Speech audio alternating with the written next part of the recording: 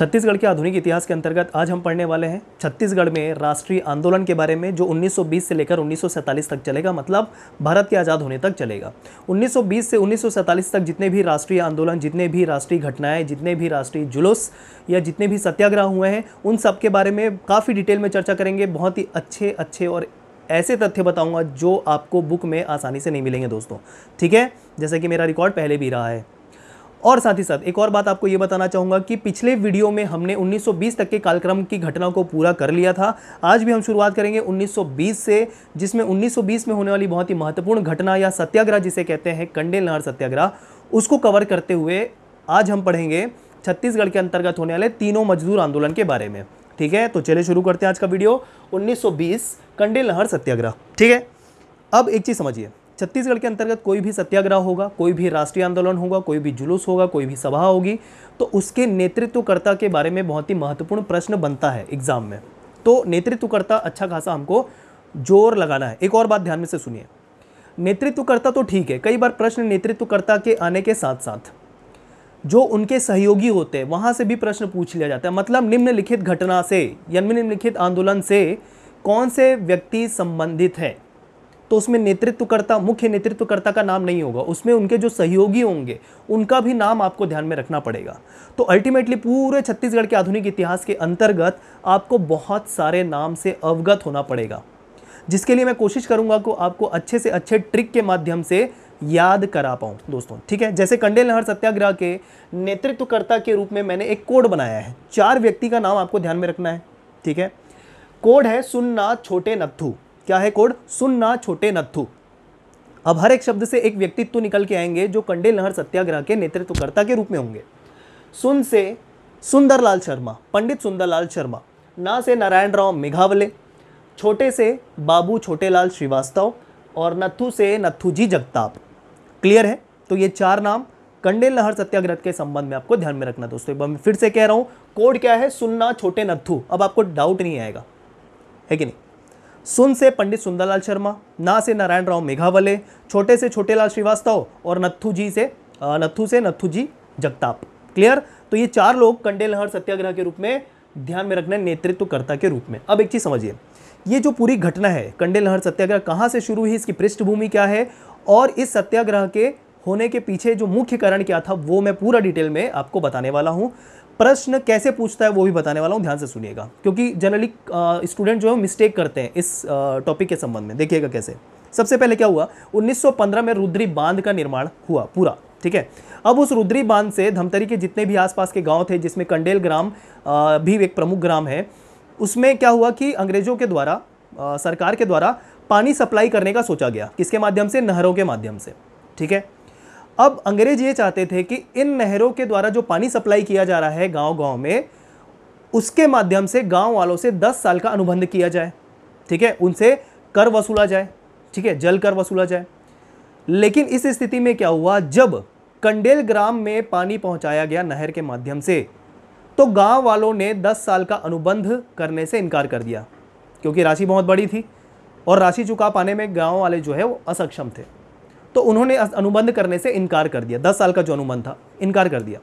तो अंग्रेजों ने क्या किया, जबरदस्ती पानी पहुंचा दिया कंडेल ग्राम पे, और फिर गांव वालों के ऊपर पानी चोरी का आरोप लगा दिया, और पानी चोरी के आरोप लगाने के बाद उन पे अर्थदंड लगा दिया, ठीक है। तो ये मुख्य कारण था सत्याग्रह के होने के पीछे।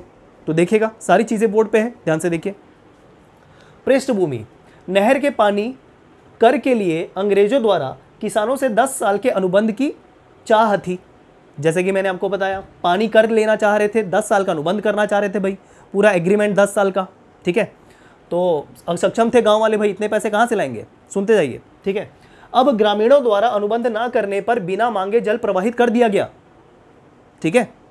मुख्य कहाँ से हो रहा है? रुद्री बांध से नहरों के द्वारा गाँव गाँव में पहुँचाया जा रहा है, जिसमें से ये कंडेल नहर की जो है ये आपकी परिस्थिति है, ठीक है। जो भी ये संभावना, जो भी ये पैदा हुई है सत्याग्रह वाली, वो कंडेल नहर के बारे में संदर्भ में ध्यान में रख रहे हैं। क्लियर? तो ये आपका हो गया पृष्ठभूमि, कहाँ से ये जो है समस्या उत्पन्न हो रही है। अब देखिए मुख्य कारण समझिए। अभी भी इतना होता तो ठीक था, बिना मांगे पहुंचा दिया, गांव वालों ने मना कर दिया अनुबंध करने से, बिना बोले पानी जो है सप्लाई कर दिया गांव वालों को। अब जो है अब प्रॉब्लम शुरू होगी। यहाँ पर देखिए कैसे ग्रामीणों पर पानी चोरी का आरोप लगाया। एक तो खुद से दे दिया अंग्रेजों ने पानी, ठीक है, और फिर उल्टा पानी का चोरी का आरोप लगा दिया गांव वालों पर कि आप पानी चोरी कर रहे हैं, ठीक। और अर्थदंड कितने रुपए का, 4033 रुपए का अर्थदंड लगा दिया पूरे कंडेल गांव पे, ठीक है।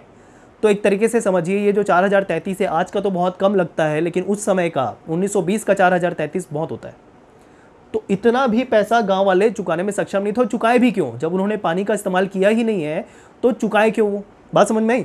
तो ये आपको फैक्ट ध्यान में रखना है कि ग्रामीणों पर पानी चोरी का आरोप लगाते हुए अर्थदंड 4033 रुपए लगा दिया, ये आपका कारण है सत्याग्रह होने के पीछे, कंडेल नहर सत्याग्रह होने के पीछे।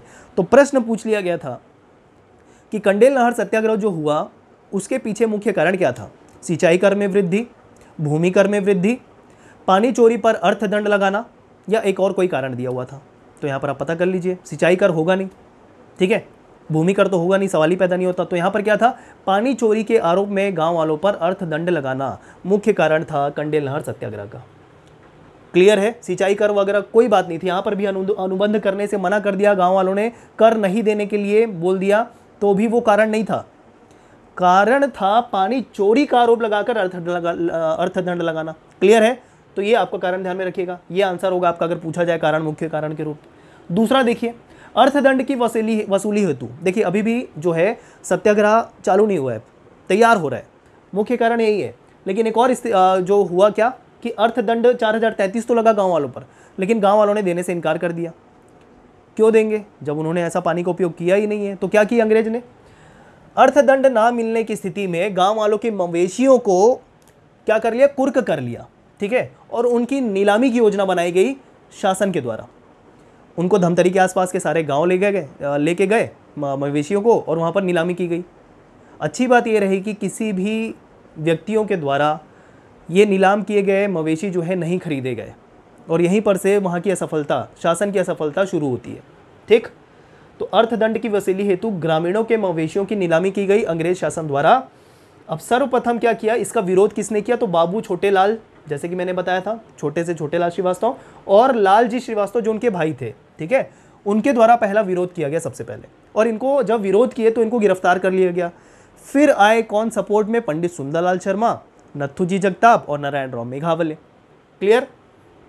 पंडित सुंदरलाल शर्मा द्वारा आंदोलन का नेतृत्व गांधी जी को सौंप। अब देखिए इतनी बातें हो गई, लेकिन फिर भी क्या है, अंग्रेज शासन नहीं मान रहे थे, ठीक है। सब मवेशियों को जो है ले जाके नीलामी के लिए खड़ा कर दिया। खैर वो तो नहीं बिके नीलामी में, लेकिन बहुत सारे लोगों की गिरफ्तारी हुई इस दौरान, ठीक। और जो क्या बोलना चाहिए, जुर्म जो है वो दिन ब दिन बढ़ता जा रहा था। तो इस स्थिति में अब क्या हुआ कि जब परिस्थिति कंट्रोल होती नहीं दिखी, तो पंडित सुंदरलाल शर्मा जी ने सोचा कि अब ये जो सत्याग्रह चल रहा है, जो भी आंदोलन चल रहा है, इसकी कमान गांधी जी को सौंपी जाए। तो देखिए अब यहीं से गांधी जी का आगमन भी होगा। पंडित सुंदरलाल शर्मा द्वारा आंदोलन का नेतृत्व गांधी जी को सौंपने का विचार किया गया, और इस संदर्भ में वे गांधी जी को भेंट करने के लिए कलकत्ता गए, क्योंकि गांधी जी उस समय कलकत्ता में थे, ठीक है। अब ये हो गया पूरा कंडेल नहर सत्याग्रह का सिचुएशन, पूरी परिस्थिति, पूरी पृष्ठभूमि, पूरा मुख्य कारण। जैसे ही अंग्रेजों को पता चला कि पंडित सुंदरलाल शर्मा जी गांधी जी से मिलने के लिए कंडेल नहर सत्याग्रह के संदर्भ में छत्तीसगढ़ आमंत्रित करने के लिए कलकत्ता गए हैं, अंग्रेजों की हालत हो गई खराब, ठीक है। क्योंकि राष्ट्रीय लेवल का नेता, वो भी भारत का सबसे प्रमुख नेता महात्मा गांधी, वो अगर छत्तीसगढ़ आ गया तो फिर भैया किसी की खैर नहीं है, ठीक है ना। तो अब इस स्थिति में क्या हुआ कि जैसे उन्होंने सुना कि गांधी जी छत्तीसगढ़ आ सकते हैं इस आंदोलन का नेतृत्व करने के लिए, तो उन्होंने क्या किया, फौरन रायपुर के डिप्टी कमिश्नर को भेजा धमतरी, रुद्री गांव या कंडेल गांव, और वहां पर पूरी परिस्थिति का जायजा लिया गया, और यह पाया गया कि गांव वालों पर लगा जो आरोप है वो पूरा निराधार है, और इस तरीके से उनका जो अर्थदंड लगाया गया था वो पूरी तरीके से माफ कर दिया गया, गांधी जी के आगमन से पूर्व ही, ठीक है, गांधी जी का नाम सुनने के बाद ही। क्लियर। तो गांधी जी के आगमन के पूर्व ही यह जो कंडेल नहर सत्याग्रह था ये सफल हो चुका था। अब जाके आमंत्रित तो कर आए पंडित सुंदरलाल शर्मा जी, गांधी जी ने भी बोल दिया हाँ बिल्कुल, ठीक। तो अब गांधी जी रायपुर पहुंचेंगे तब उनको पता चलेगा कि भैया जो कंडेल नहर सत्याग्रह है ये सफल हो चुका है, ठीक है। तो अब गांधी जी का जो उद्देश्य होगा छत्तीसगढ़ आने के पीछे वो क्या रहेगा, वो रहेगा असहयोग आंदोलन के बारे में छत्तीसगढ़ियों को जागरूक करना, छत्तीसगढ़ के लोगों को जागरूक करना, ये उनका उद्देश्य रहेगा। ये उद्देश्य नहीं रहेगा कि कंडेल नहर सत्याग्रह का नेतृत्व करना, वो तो पहले ही खत्म हो चुका है। ठीक है, अब देखिए क्या है गांधी जी के प्रथम छत्तीसगढ़ यात्रा 20-21 दिसंबर 1920, मतलब 20 दिसंबर को पहुंचेंगे छत्तीसगढ़ में, रायपुर में, और 21 दिसंबर तक रहेंगे, 2 दिन रहेंगे, 20 और 21 को वापस लौट जाएंगे। आमंत्रण करने गए थे तो कौन सी तारीख थी? 2 दिसंबर। ध्यान रखिएगा, बहुत ही डिटेल में जाना है, आधुनिक इतिहास में बहुत ही डिटेल में पूछ देता है। कोई भी जुलूस हुआ हो, कोई भी सभा हुई हो, कोई भी परिषद हुआ हो, कुछ भी घटना हुई हो, सब डिटेल में पढ़ना है। ठीक है, तो इस कारण ध्यान रखिएगा, पंडित सुंदरलाल शर्मा जी ने 2 दिसंबर को आमंत्रित किया कलकत्ता जाकर महात्मा गांधी जी को। रायपुर कब पहुंचे वो महात्मा गांधी? अब व्यस्तता थी उनकी, तो तुरंत तो ऐसा नहीं है कि आ जाएंगे, तो 20 दिसंबर को पहुंचे रायपुर। ठीक है, किसके साथ? एक राष्ट्रीय नेता, जो खिलाफत नेता कहना चाहिए एक्चुअली में, खिलाफत नेता मोहम्मद शौकत अली के साथ में पहुंचे। ठीक है, तो ये प्रश्न बनता है कि महात्मा गांधी किसके साथ सर्वप्रथम छत्तीसगढ़ की यात्रा पर आए? तो खिलाफत नेता मोहम्मद शौकत अली। ठीक है, माफ कीजिए, मौलाना शौकत अली होगा। ठीक है, मौलाना शौकत अली, मोहम्मद नहीं है, माफ कीजिए, मौलाना शौकत अली के साथ में। आगे देखिए, गांधी चौक में संबोधन उन्होंने किया। सबसे पहले जैसे ही रायपुर रेलवे स्टेशन पे उतरे, लोगों ने उनको बधाई दी और इस बात की सूचना दी कि कंडेल नहर सत्याग्रह सफल हो चुका है। ठीक है, तो अब क्या करेंगे? वो रायपुर में पहुंचने के बाद ही गांधी चौक में संबोधन करेंगे और असहयोग आंदोलन के बारे में लोगों को जानकारी देंगे, जागरूक करेंगे। क्लियर? रायपुर की जनता को पहले। अब देखिए, जैसे ही रायपुर में गांधी चौक में संबोधन कर दिया, अगले ही दिन 21 दिसंबर आ गया, 11 बजे सुबह कार से वो धमतरी पहुंचेंगे। ठीक है, और मकई बंद चौक में लोगों के द्वारा बड़े धूमधाम से स्वागत किया जाएगा महात्मा गांधी का। ठीक है, बहुत बड़ी बात है दोस्तों, ध्यान रखिएगा। मकई बंद चौक, हिंदी ग्रंथ अकादमी में मड़ई बंद चौक लिखा हुआ है, दोनों हो सकता है। धमतरी में स्वागत किया गया लोगों के द्वारा। ठीक है, अब सभा स्थल क्या है? सभा स्थल मकई बंद चौक नहीं है, यहां पर लोगों ने स्वागत किया उनका धमतरी में। सभा कहां होगा धमतरी में? तो सभा स्थल ध्यान रखेंगे, जानी हुसैन का बाड़ा।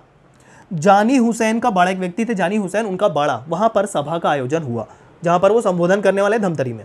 ठीक है, अब ऐसा क्या हुआ कि बहुत ही भीड़ घेर ली महात्मा गांधी को, वहां से स्टेज तक पहुंचना मुश्किल था। तो वो भी प्रश्न बनता है, देखिएगा क्या। गुरूर के एक व्यापारी थे उमर सेठ, उन्होंने गांधी जी को अपने कंधे पर बैठाकर स्टेज तक पहुंचाया, मंच तक पहुंचाया। ठीक, तो ये भी ध्यान रखिएगा, उमर सेठ का नाम। आगे देखिए, दोपहर का भोजन नत्थूजी जगताप के घर पे किया उन्होंने। प्रश्न बन सकते हैं दोस्तों, यहाँ तक प्रश्न पूछ लिया गया था एक बार कि किसके कार में वो आए थे, जब द्वितीय या तृतीय आगमन होगा तो किसके कार से वो आए थे छत्तीसगढ़, ये भी प्रश्न पूछ लिया गया था दोस्तों। ठीक है, तो इतने ये प्रश्न तो आपको ध्यान में रखना पड़ेगा कि जो दोपहर का भोजन उन्होंने किया किसके घर पे किया, किसके निवास स्थान पे किया? तो नत्थूजी जगताप के निवास स्थान पर उन्होंने भोजन किया महात्मा गांधी जी ने। अब देखिए, तिलक स्वराज फंड हेतु रुपये 501 बाजीराव कृदंत के द्वारा भेंट किया गया गांधी जी को। फंड बनाया गया था तिलक स्वराज का नाम से। ठीक है, राष्ट्रीय आंदोलन को लेकर ही बनाया गया था फंड। जब भारतीय इतिहास पढ़ेंगे तो आपको ये चीज़ देखने को पढ़ने को मिलेंगी। तो तिलक स्वराज फंड में 501 रुपये बाजीराव कृदंत के द्वारा भेंट किया गया गांधी जी को, ध्यान रखिएगा। ठीक है, उसके बाद ये सारी एक्टिविटी हो गई धमतरी के अंतर्गत। अब वो वापस रायपुर लौटेंगे, तो रायपुर लौटते लौटते बीच में पड़ेगा कुरुद।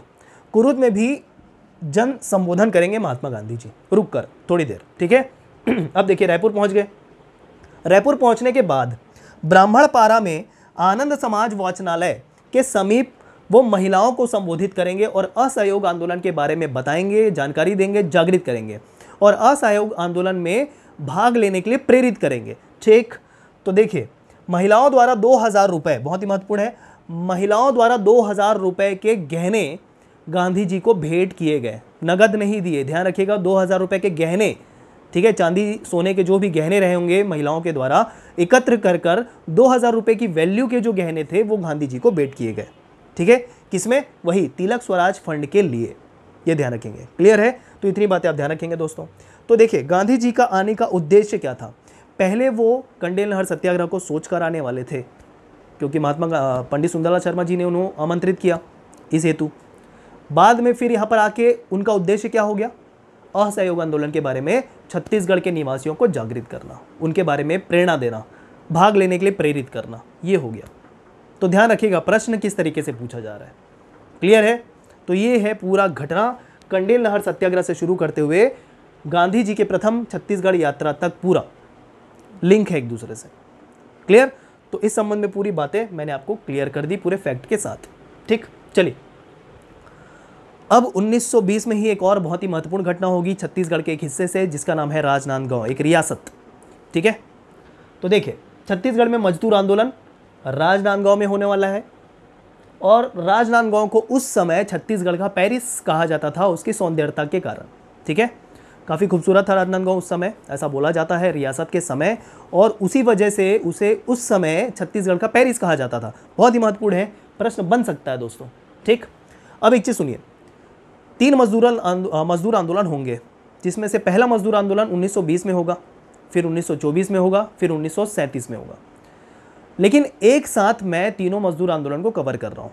सीक्वेंस 1920 का ही चल रहा है, तो 1920 में पहला मजदूर आंदोलन पढ़ते हुए अन्य 2 मजदूर आंदोलन भी आज ही के आज हम कंप्लीट कर लेंगे। क्लियर? तो देखिए मेन हेडिंग रहेगी छत्तीसगढ़ में मजदूर आंदोलन राजनांदगांव, तीनों के तीनों जो मजदूर आंदोलन होंगे वो राजनांदगांव होगा। चलिए नेतृत्वकर्ता के रूप में, जैसे कि मैंने आपको पहले भी वीडियो में बताया गया है, ठाकुर प्यारे लाल सिंह राजनांदगांव के संबंध में ध्यान में आने चाहिए तुरंत। सहयोगी भी मैंने बता दिए थे आपको, कौन? शिवलाल मास्टर और शंकर खरे। ठीक, तो सहयोगी फिर से यहां पर लिखा है, शिवलाल मास्टर और शंकर खरे सहयोगी। क्लियर? देखिए प्रथम मजदूर आंदोलन जिसका नाम है बीएनसी मील मजदूर आंदोलन, क्योंकि ये जो आंदोलन हुआ ये बीएनसी नामक मील में हुआ था। ठीक है, 1920 में।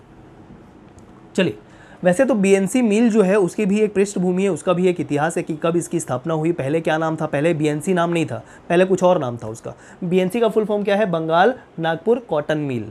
ठीक है ना, बीएनसी। तो इसका नाम शुरू से बीएनसी नहीं था, क्या था वो मैं बताऊंगा बाद में। पहले समझिए इसका मुख्य पृष्ठभूमि। मांग क्या थी मजदूरों की, क्यों ये आंदोलन हुआ मजदूर आंदोलन? तो देखिए बहुत ही अत्याचार होता था यहाँ पर। वैसे भी जब ये कहना चाहिए इंडस्ट्रियल रिवॉल्यूशन आया ना, तो मजदूरों की स्थिति बहुत ही दयनीय हो गई।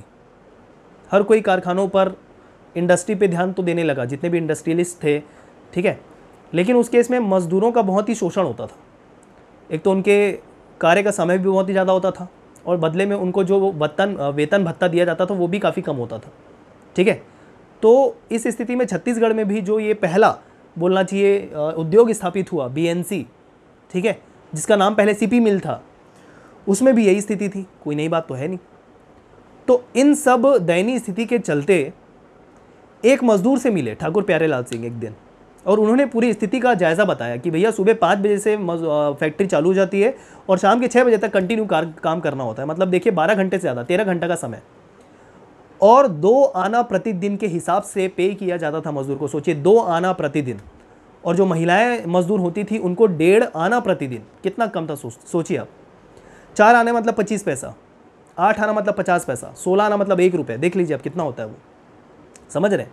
2 से कुछ अधिक रुपए होते हैं पूरे महीने का अगर कैलकुलेट करें तो। खैर ये सब तो फैक्ट काम का नहीं है, लेकिन मैं फिर भी आपको एक स्थिति से अवगत करा रहा हूँ।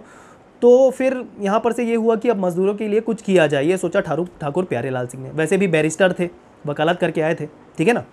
तो अब देखिए यहाँ पर मांग मजदूरों की क्या हुई कि मजदूरों के कार्य का समय 8 घंटे कर दिया जाए। 13 घंटे का कार्य था, समय था, उनको 8 घंटे करने की मांग की गई।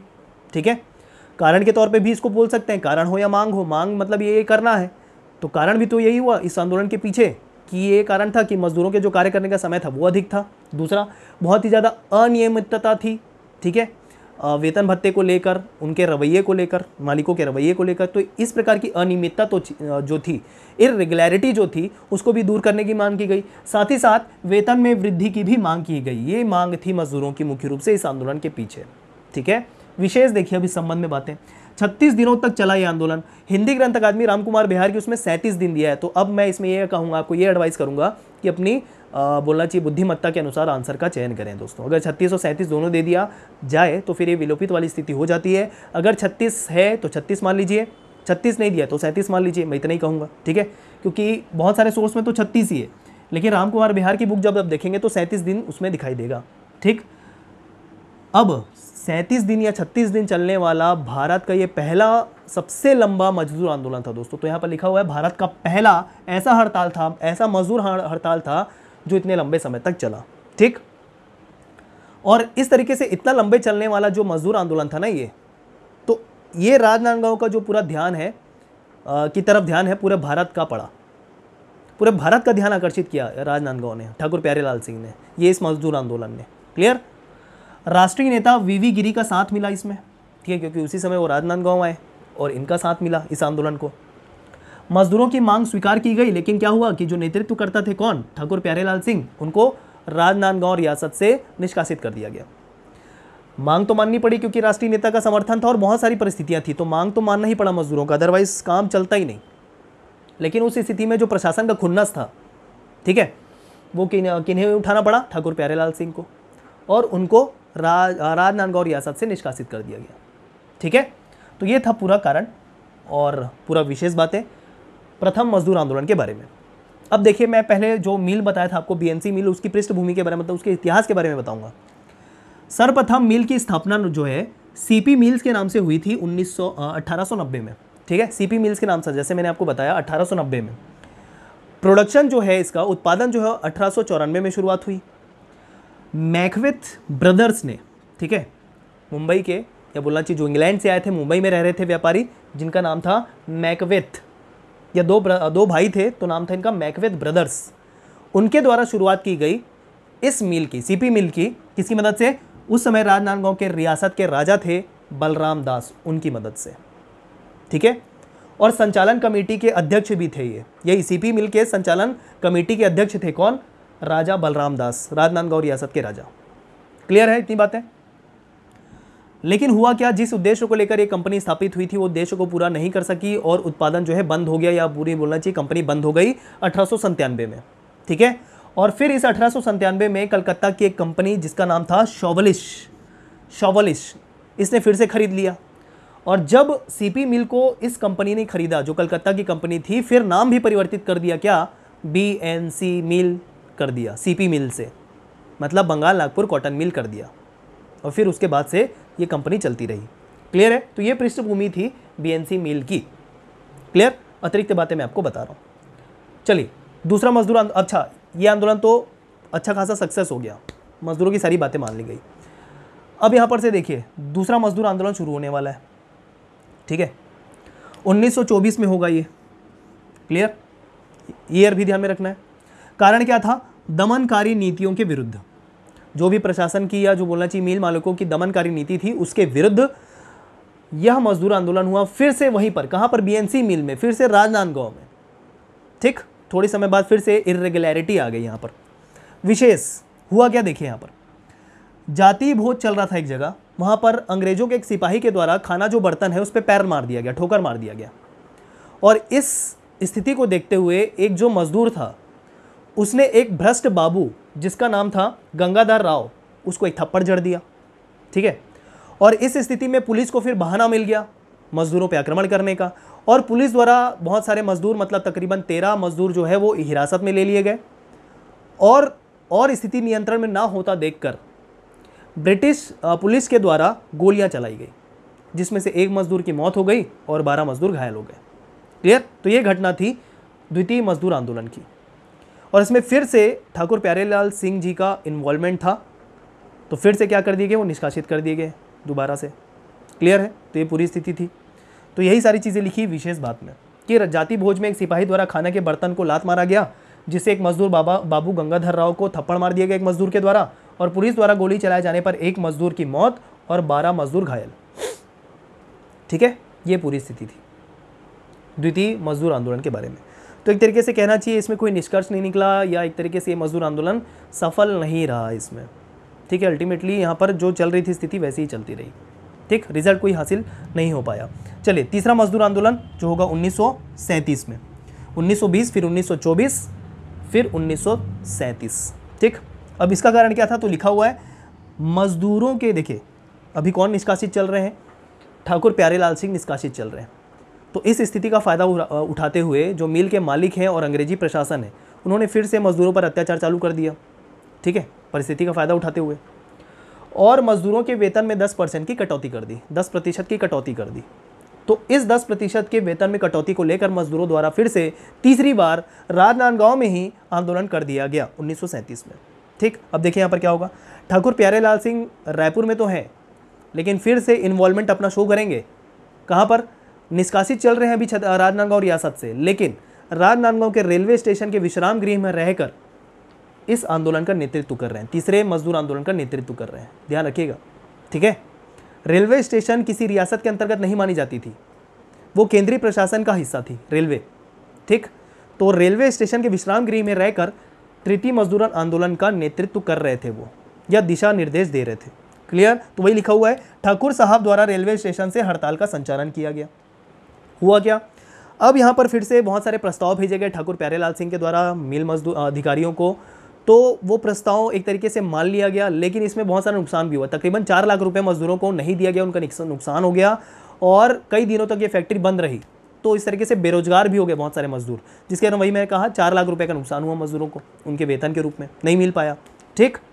तो ये सारी चीज़ें हुई, लेकिन बाद में फिर एक प्रस्ताव भेजा गया और उस प्रस्ताव को मान लिया गया और फिर से उत्पादन का कार्य शुरू हो गया, ठीक है। तो बीच में जो समझौता का कार्य था कौन किया, श्री रुईकर, एक नाम ध्यान में रखेंगे, मजदूर प्रतिनिधि के रूप में कौन, श्री रुईकर के नेतृत्व में समझौता, एवं समझौता उनके नेतृत्व में हुआ, किनके, मजदूर प्रतिनिधि श्री रुईकर के नेतृत्व में, और फिर उनके द्वारा मजदूरों में राष्ट्रीयता के विकास हेतु उनका एक और पर्पस था कि मजदूर भी जो है उनको संगठित करने के साथ साथ उनमें एकता की भावना जागृत करने के साथ साथ उनमें राष्ट्रीयता की भावना भी जागृत करनी चाहिए।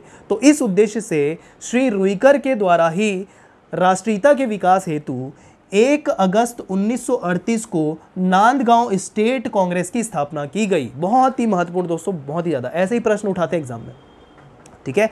तो श्री रुईकर द्वारा 1 अगस्त 1938 को राजनांदगांव स्टेट कांग्रेस की स्थापना की गई। उद्देश्य क्या था, मजदूरों में राष्ट्रीयता के विकास को लेकर। तो ये था पूरा मजदूर आंदोलन, तीनों के तीनों, और उसके पीछे पूरा कारण सहित परिणाम। तो ये भी एक तरीके से सफल आंदोलन रहा, ठीक है। मजदूरों की बात मान ली गई, कटौती जो है वो वापस ले ली गई, ठीक है दोस्तों। तो ये था पूरा आज का टॉपिक। अगले वीडियो में हम शुरुआत करेंगे असहयोग आंदोलन से, छत्तीसगढ़ के अंतर्गत, बहुत ही महत्वपूर्ण होने वाला है। अगर वीडियो पसंद आया तो प्लीज़ लाइक कीजिएगा, शेयर कीजिएगा और चैनल को सब्सक्राइब कीजिएगा, सो दैट वीडियो के नोटिफिकेशन आपको मिल सके। धन्यवाद।